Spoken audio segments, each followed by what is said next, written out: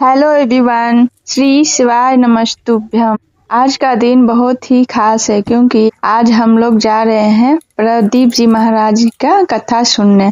उनका कथा रांची में ही आज से शुरू हुआ है। आज पहला दिन है उनका कथा रांची में, तो वहीं जाने की तैयारी चल रही है।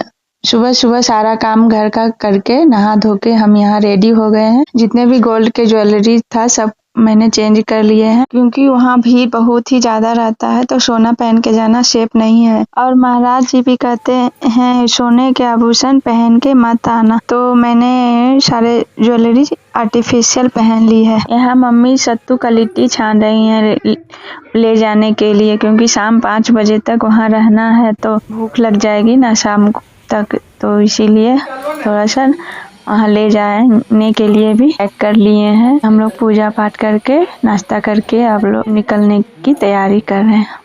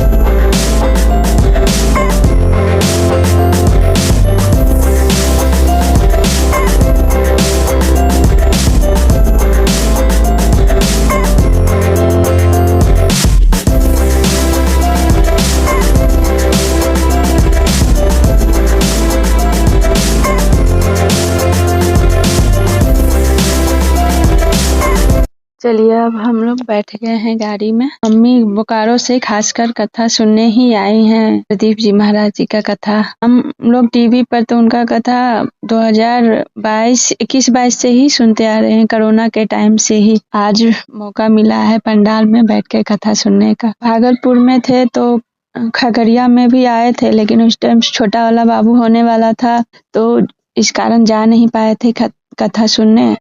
आज बहुत दिन बाद पंडाल में बैठ के कथा सुनने का मौका मिला है। कथा तो 2 बजे से शुरू है, पर हम लोग 11 साढ़े 11 के आसपास पंडाल तक पहुंच गए थे, और अभी से ही इतनी भीड़ है। अगर लेट से जाते तो बैठने का भी जगह नहीं मिलता, इसलिए हम लोग जल्दी ही पहुंच गए थे। जल्दी पहुंचने का एक फायदा हुआ कि व्यासपीठ के सामने जगह मिल गया था बैठने का। यहाँ पर श्रद्धालु एक दिन पहले से ही आके रहते हैं, पूरे 7 दिन तक पंडाल में ही रहकर कथा सुनते हैं। यहाँ रहने खाने पीने सारा चीज़ का व्यवस्था होता है, किसी चीज़ की भी कोई दिक्कत कोई परेशानी नहीं होती है।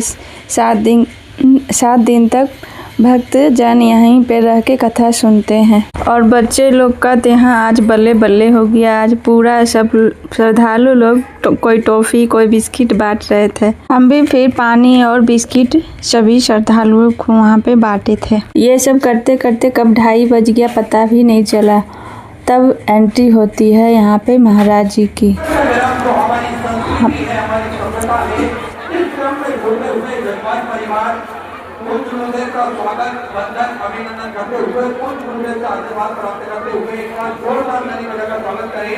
मेरा और मम्मी का कथा पंडाल में बैठकर ये पहली कथा है।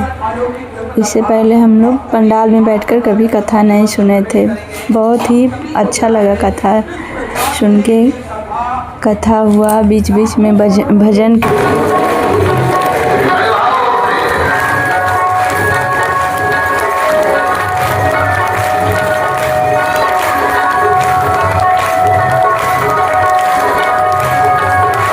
आज तो बहुत कम भीड़ है, पहला दिन है, नहीं तो अभी और भीड़ बढ़ेगा धीरे धीरे। कथा होने के बाद फिर आरती हुई।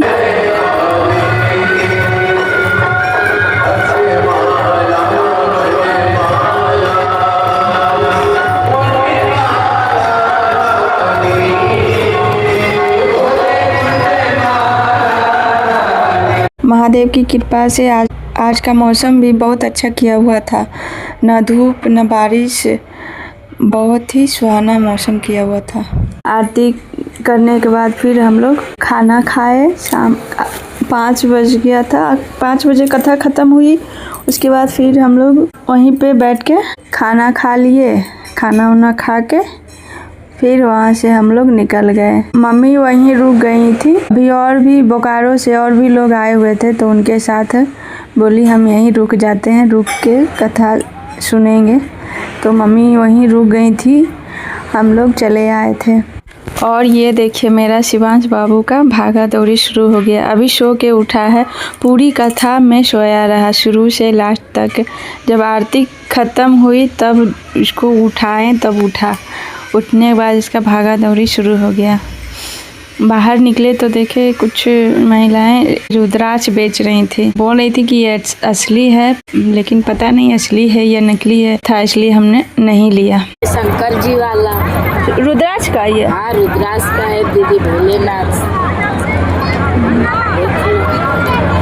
इसको नाग पंचमी के दिन एक बार दूध में रख देगी, पूरा पी लेता, शक्ति वाला होता है। तन्मय के पापा को भी बोले लेने, तो बोले छोड़ो ये सब नकली रहता है। तो फिर हमने कुछ नहीं लिया। फिर वहाँ से हम लोग निकल गए थे। सुबह से शाम तक वहाँ बैठे बैठे इतना ज़्यादा थकावट हो गया था। फिर हम लोग घर आके सीधे सो गए थे। घर आते आते 8 साढ़े 8 बज ही गया था। फिर तो कैसा लगा हमारा ये छोटा सा ब्लॉग, आप लोग ज़रूर से बताइएगा। और आप लोग रांची से कौन कौन कथा सुनने आए हैं वो भी बताइएगा।